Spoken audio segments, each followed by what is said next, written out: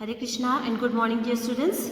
Students, today I will tell you about two English Olympiads, or we can say them model test papers also, and these are given at the back side of your English grammar book. Okay, there are two model test papers given at the back side and they are on page number, they are starting from page number 93. So all of you can see in your books. Okay, so I am starting reading the first Olympiad test paper. This is a revision paper. जैसे आप लोग ने अभी तक जितना पढ़ा है ना, तो उससे रिलेटेड कुछ रिवीजन है. इंग्लिश ग्रामर में जो पढ़ा है उससे रिलेटेड एक ब्रीफ रिवीजन हम इन इंग्लिश ओलंपियाड्स में करेंगे. ठीक है. फर्स्ट क्वेश्चन है, read the sentences carefully and identify there kinds. आपको क्या करना है, इन सेंटेंसेस को पढ़ना है. इस मतलब यहाँ जो इस एक्सरसाइज में सेंटेंस को पढ़कर उसकी टाइप बतानी है. ठीक है. अब सेंटेंस है, the sun sets in the west. Sun west में सेट होता है, अस्त होता है. ठीक है. अब ये है एक नॉर्मल स्टेटमेंट है या इंपरेटिव सेंटेंस है. इंपरेटिव सेंटेंस क्या होते हैं, जिन सेंटेंसेस से हमको पता लगता है कि कोई ऑर्डर दिया जा रहा है या कोई रिक्वेस्ट करी जा रही है. जैसे please bring me a glass of water, so ये रिक्वेस्ट हो गई. और go and shut the door, ये ऑर्डर हो गया, है ना. कोई भी सेंटेंस जिनसे हमको पता लगे कि जिसमें किसी में ऑर्डर दिया जा रहा है या रिक्वेस्ट करी जा रही है, तो वो इंपरेटिव सेंटेंस कहलाते हैं. इंटरोगेटिव सेंटेंस मीन जो क्वेश्चन, प्रश्नवाचक वाक्य, जिन सेंटेंसेस के एंड में क्वेश्चन मार्क आता है, they are called interrogative sentences. And exclamatory sentences जिनसे हमको सडन ग्रीफ, एंगर, मतलब जिसमें एक्सक्लेमेशन मार्क आता है, वो सेंटेंसेस कौन से कहलाते हैं, एक्सक्लेमेटरी सेंटेंसेस कहलाते हैं. ठीक है. सो ये इन तीनों में से कोई सा भी नहीं. ये है एक नॉर्मल स्टेटमेंट है. इसको हम असर्टिव सेंटेंस भी बोलते हैं.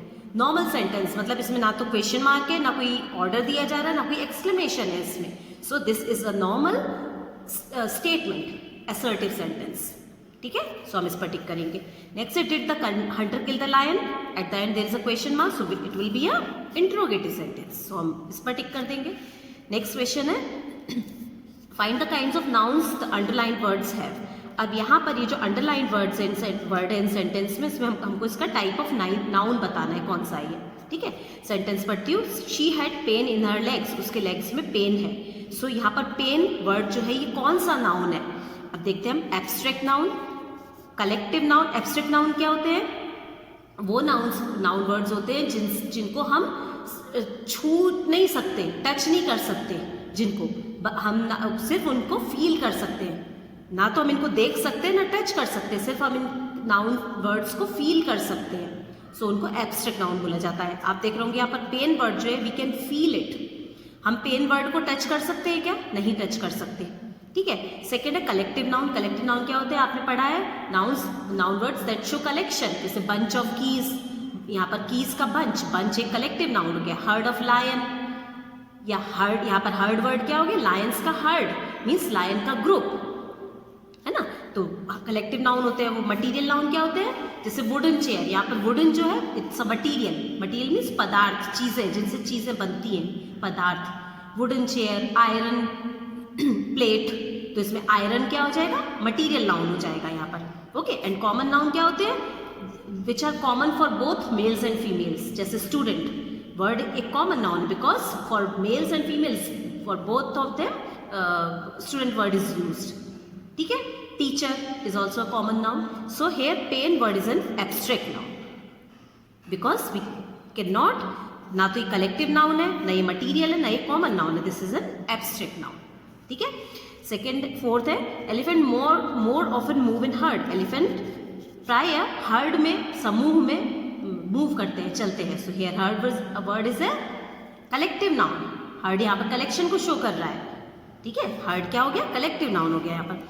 नेक्स्ट है, choose the kinds of pronouns the underlined words है. यहाँ पर हमको ये अंडरलाइंड वर्ड्स के प्रोनाउन के टाइप के बारे में बता रहे हैं, कौन से टाइप का प्रोनाउन है. आपने प्रोनाउन चैप्टर में हमने टाइप्स ऑफ प्रोनाउंस भी पढ़ा था.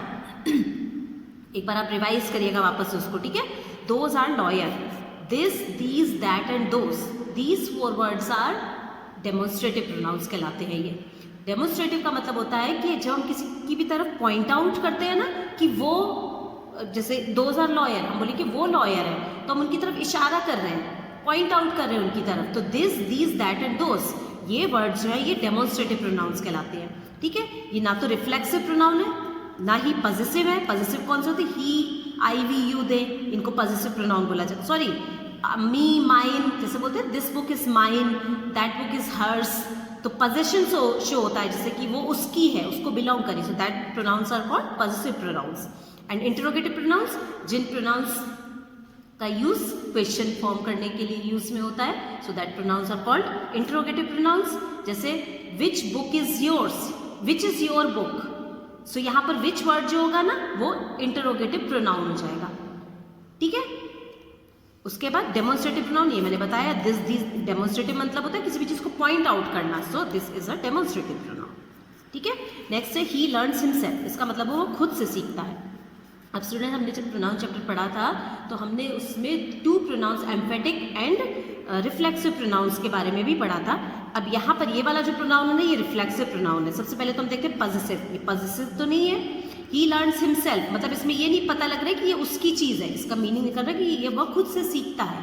इसमें पोजिशन नहीं शो हो रहा है, सो ये पॉजिटिव नहीं है। डेमोन्स्ट्रेटिव भी नहीं है क्योंकि इसमें हम पॉइंट आउट नहीं कर रहे हैं किसी भी चीज़ को, ठीक है। ये या तो रिफ्लेक्सिव है या एम्फेटिक है। अब इन दोनों में से हम देखते हैं कि कौन सा है। ये रिफ्लेक्सिव प्रोनाउन है। अब रिफ्लेक्सिव प्रोनाउन क्या होते हैं कि जब जैसे ये ही एक प्रोनाउन है, ही के जस्ट बाद में अगर हिमसेल्फ होता ना तो वो एम्फेटिक प्रोनाउन हो जाता। मतलब जब हम प्रेशर डालते, जब ही के बाद जस्ट बाद हिमसेल्फ होता ना तो उसको हम कैसे बोलते हैं? वो खुद से सीखता है, खुद से ये काम करता है। जैसे आप बोलते हैं ना, मैंने खुद से ये किया। सो यहाँ पर हमने एम्फेसिस डाला, जोर डाला बोलने पे खुद के लिए। तो वो अगर ही के नाउन है प्रोनाउन के जस्ट बाद ये हिमसेल्फ, इस तरह का कोई भी हिमसेल्फ, हरसेल्फ, इटसेल्फ, कोई भी वर्ड अगर नाउन है प्रोनाउन के जस्ट बाद में होता है तो वो एक एम्फेटिक प्रोनाउन हो जाता है। लेकिन अगर नाउन है प्रोनाउन से दूर लिखा हुआ है तो ये एक रिफ्लेक्सिव प्रोनाउन कहलाता है, ठीक है, बिकॉज इसमें जोर नहीं डाला जा रहा है खुद का बोलने के लिए। क्लियर हुआ? चलिए next, fill in the blanks with correct form of verbs. हमको यहाँ पर करेक्ट फॉर्म फिल करना है वर्ब का। I dash not taking part in the function, I के साथ कौन सी वर्ब आती है? हेल्पिंग, इज, आर, एम और do. I am not taking part in the function, okay. Next sentence, he dash to school yesterday, वह yesterday क्या होता है? बीता हुआ कल, जो कल जा चुका है। सो वो कल स्कूल गया था बोलेंगे हम, है ना। सो क्या होगा यहाँ पर? गो तो प्रेजेंट टेंस की वर्ब है, गॉन नहीं आएगा इसमें। Went, he went to school yesterday, ये पास्ट टेंस की वर्ब हो गई। ये पास्ट पार्टिसिपल है जो कि हैज़, हैव एंड हैड के साथ में वर्ब का थर्ड फॉर्म यूज़ किया जाता है। वो तो आएगा नहीं यहाँ पर क्योंकि यहाँ पर हैज़ है, हैव एंड हैड कोई भी वर्ब नहीं है यहाँ पर, ठीक है। सो यहाँ पर क्या आएगा? He went to school yesterday, okay. Now on page number 94, fill in the blanks with suitable prepositions. हमको करेक्ट प्रीपोजिशन से यहाँ पर फिल करना है। The book is dash the table. अब आप देख रहे होंगे टेबल के कहाँ पर रखी हुई है book. The book is on the table, is in under नहीं है, it is on the table, ठीक है। नेक्स्ट है the dog was standing dash the tree. Dog कहाँ पर खड़ा है? पेड़ के, देख रहे होंगे आप पिक्चर में। So it is for, on, from और under, it is under the tree. For मतलब होता है के लिए, ऑन मतलब होता है पर, फ्रॉम मतलब होता है से। इन तीनों में से कोई भी सही वर्ड नहीं है। This is under the tree, ठीक है। उसके बाद है choose the correct option for suitable conjunctions. हमको करेक्ट कंजंक्शन वर्ड को यहाँ पर फिल करना है। She tried hard dash failed, उसने कठिन परिश्रम किया डैश फेल्ड। अब यहाँ पर क्या आएगा? एज अगर फिल करते हैं, एज का मतलब होता है जैसे कि। सो शी ट्राइड हार्ड, जैसे कि फेल हो गई वो। ये सही लग रहा है क्या आपको? नहीं लग रहा सही है, ठीक है। सो मीन्स होता है इसलिए, उसने कठिन परिश्रम किया, कठिन परिश्रम किया इसलिए फेल हो गई। कोई भी कठिन परिश्रम करने से फेल होता है क्या? नहीं, है ना। सो ये भी गलत है। दो मीन्स होता है यद्यपि, उसने कठिन परिश्रम किया यद्यपि फेल हो गई, ये भी सही नहीं है। उसने कठिन परिश्रम किया लेकिन वो फेल हो गई, तो भी वो फेल हो गई, but fail. She tried hard but failed, ठीक है। उसके बाद है ही is injured dash he can't run. He is injured, उसको चोट लग गई है इसलिए वो दौड़ नहीं सकता। सो यहाँ पर क्या आएगा? सो। आप दूसरे वर्ड भी फिल करके देखिएगा। बट मीन्स होता है लेकिन, एज मीन्स जैसे कि, एंड दो मीन्स यद्यपि। So he can't run, he is injured so he can't run, okay. Next is select the suitable articles. Julie is dash intelligent girl. अब आप यहाँ पर देख रहे हो कि जूली इज इंटेलिजेंट में आई एक वॉवल है। सो जो वॉवल से जो वर्ड शुरू होते हैं उनके आगे एन आर्टिकल आता है। So Julie is an intelligent girl, ठीक है। यहाँ पर एन और ए दोनों आर्टिकल का मीनिंग एक होता है, मतलब होता है उनका एक, और द आर्टिकल जो होता है ना वो किस किस के पहले आता है, अब हमने आर्टिकल चैप्टर में भी पढ़ा है। ये जैसे किसी भी वर्ल्ड में जो एक चीज़ें हैं, ठीक है, यूनिवर्सल चीज़ें जो है, जैसे the moon, the sun, the stars and the Taj Mahal, इन सब के आगे द आर्टिकल आता है, ठीक है। उसके बाद अगर हम किसी भी पर्टिकुलर चीज़ के बारे में बोल रहे हैं, मतलब उसी चीज़ के बारे में हमको बोलना है, जैसे कि किसी ने पूछा कि लड़का कहाँ खड़ा है, तो हम बताएंगे the boy standing in the ground, ठीक है, बॉय ग्राउंड में खड़ा है, तो वो उसी बॉय के बारे में हमने बोला कि उसी पर्टिकुलर बॉय के बारे में। तब जब हमको किसी पर्टिकुलर चीज़ के बारे में बताना होता है तो उसके आगे भी द आर्टिकल आता है, ठीक है। और आप इसकी आर्टिकल चैप्टर में देखिएगा किस किस चीज़ के आगे द आर्टिकल का यूज़ होता है, ठीक है। अब यहाँ पर अगर हम Julie is a intelligent girl, तो नहीं करेंगे, बिकॉज आर्टिकल किसके पहले आता है, जो वर्ड कॉन्सोनेंट से शुरू होते हैं। सो ये तो वॉवल से हो रहा है शुरू, इसके आगे एन आएगा। द इसलिए नहीं आएगा बिकॉज ये कोई आप हम किसी पर्टिकुलर ऐसे नहीं बता रहे कि Julie is the intelligent girl, मतलब हमको एक जूली के बारे में हमने पहले बोल दिया है, ठीक है, बट अब उसको कोई अभी इस सेंटेंस में उसको उसी जैसे मान लीजिए हमने बोला कि Julie is an intelligent girl, फिर हम बोल सकते हैं the girl is very beautiful, the girl is very beautiful. फिर जब हम एक बार बोल देते हैं उसके बाद हम उसको उसी गर्ल को बताने के लिए फिर द आर्टिकल का यूज करते हैं, बट यहाँ पर द आर्टिकल नहीं आएगा, यहाँ पर क्या आएगा, Julie is an intelligent girl, ठीक है। उसके बाद नेक्स्ट है he has a son and a daughter, उसका एक बेटा है और एक बेटी है। अब देखिए यहाँ पर सन और डॉटर के बारे में बता दिया है, तो हम यहाँ पर क्या कर सकते हैं, the daughter is an engineer, यहाँ पर इंजीनियर का ई इज अ वॉवल, सो यहाँ पर एन आर्टिकल आ जाएगा, ए इंजीनियर नहीं आएगा यहाँ पर, और यहाँ पर द इसलिए आएगा बिकॉज डॉटर के बारे में पहले ही बताया जा चुका है। यहाँ पर he has a son and a daughter, उसका एक सन और एक डॉटर है, फिर the daughter is an engineer, ठीक है। सो यहाँ पर क्या आंसर होगा इसका, द एंड एन, ओके। आप बाकी के आर्टिकल भी फिल करके देखिएगा, ये वाले भी, और इस सही क्या लगता है आपको, इसका करेक्ट आंसर है C. The antonym of rise is, rise means होता है ऊपर बढ़ना, ठीक है, उठना, ऊपर उठना। अब देखते हैं हम इसका एंटोनिम मीन्स होता है इसका ऑपोजिट, इसका ऑपोजिट हम देखते हैं क्या होता है, एसेंड मीन्स होता है आगे बढ़ना, एसेंडिंग ऑर्डर आपने पढ़ा है, आगे बढ़ना, छोटे से बड़ा मतलब आगे बढ़ना हुआ, क्लाइम मीन्स चढ़ना, ये भी ऊपर जाना, ग्रो मीन्स बढ़ना, ये भी ऊपर जाना, एंड फॉल मीन्स होता है नीचे गिरना। सो राइज का ऑपोजिट क्या होगा, फॉल, ठीक है। सो ये हमने अभी फर्स्ट ओलंपियाड को सॉल्व करा है, आपको समझकर इसको बुक में अच्छे से सॉल्व करना है। Next second one is in page number 95, so I read it, read the given sentences and identify there kind. Same जैसे यहाँ पर हमको इसका टाइप बताना है सेंटेंस का, my wife is tired of this work, इसमें आप देख रहे होंगे ना तो कोई ऑर्डर है, ना ही कोई क्वेश्चन मार्क है, ना ही कोई एक्सक्लेमेशन मार्क है, so this is an assertive sentence और नॉर्मल स्टेटमेंट, ठीक है। Second, alas I could not gate sweets, यहाँ पर आप एक्सक्लेमेशन मार्क देख रहे हैं, so this is an exclamatory sentence, okay. Find the kinds of nouns, the underline words है, हम इसमें टाइप ऑफ नाउन बताना है इसका। New York is a beautiful city. So New York is the name of a city. That's why this is a proper noun. Okay. Students sit together in the class. So which kind of noun is this? This is a common noun because student word is used for both males and females. Okay.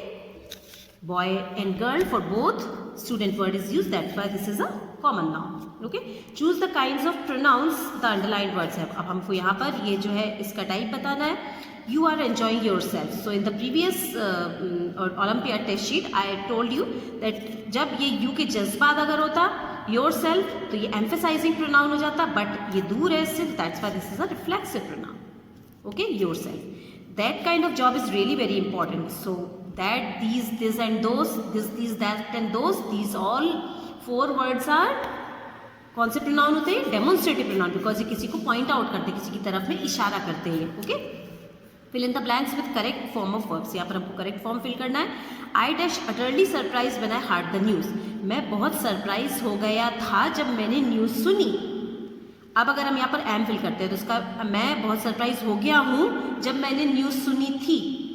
मतलब news पहले सुन चुके हैं और surprise अभी हो रहा हूँ, तो ये तो सही नहीं है। आई वर तो आएगा नहीं इसके साथ, बिकॉज आई के साथ वॉज आते, so I was utterly surprise when I heard the news.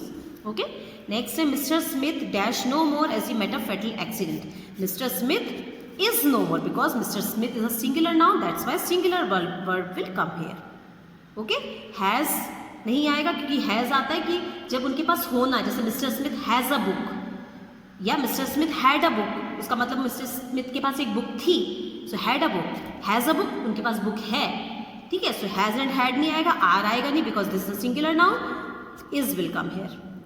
Mister Smith is no more as he met a fatal accident. Okay, now on page number 96, fill in the blanks with suitable prepositions or conjunctions. Here we have to fill the correct preposition or conjunction word. Okay, John danced dash Serena.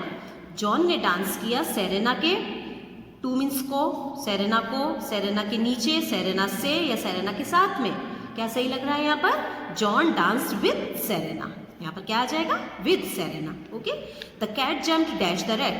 Cat ने jump किया rat को, rat से, rat में या rat पर jump करा।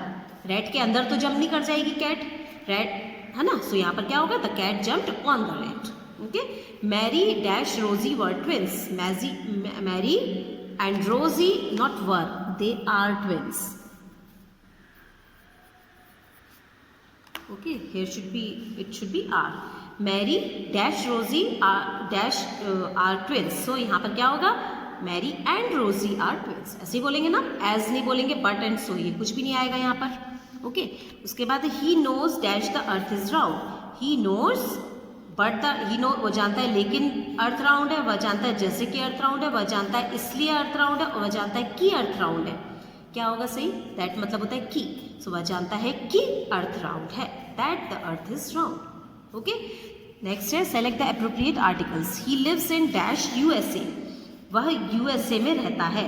अब ये जो होते हैं ना, ये प्रॉपर नाउन्स जो होते हैं ना स्टूडेंट्स, तो इनके पहले कोई भी आर्टिकल का यूज नहीं होता है, सो यहाँ पर क्या होगा? None of these. He lives in USA, simple sentence होगा। अगर आपको बोलना है ना कि वो यूएसए में रहता है, तो you will say he lives in USA, not he lives in the USA, और ए और एन तो आएगा ही नहीं, ठीक है। नेक्स्ट है आई वॉन्ट डैश। आप जब ये आर्टिकल्स जो है ना स्टूडेंट, एक बार आर्टिकल चैप्टर भी है आपकी बुक में, इंग्लिश ग्रामर में, उसमें जाके भी देखिएगा कि A N and the article ये हम पढ़े हैं, और इसको एक बार फिर से आप रिवाइज करिएगा तो आपको और भी क्लियर होगा। I want dash piece of soap. I want an, a और एन का मीनिंग मैंने आपको बताया कि एक होता है कि I want a piece of soap, I want an piece of soap, और I want the piece of soap. An तो होगा नहीं यहाँ पर, और I want the piece of soap भी नहीं होगा, बिकॉज ये कोई भी ऐसी पर्टिकुलर थिंग नहीं है या कोई यूनिवर्सल चीज़ नहीं है ये, तो हम इसके आगे द आर्टिकल तो नहीं लगाएंगे। I want a piece of soap, ठीक है।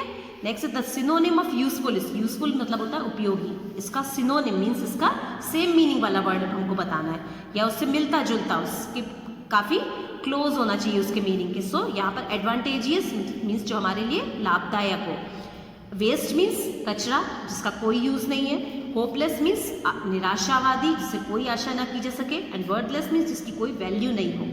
सो यहाँ पर यूजफुल से सिनोनिम क्या लग रहा है आपको? एडवांटेजियस, ठीक है। सो ये इसका आंसर होगा। तो आज हमने students olympiad 1 and olympiad 2 in 2 test sheets को सॉल्व करा है।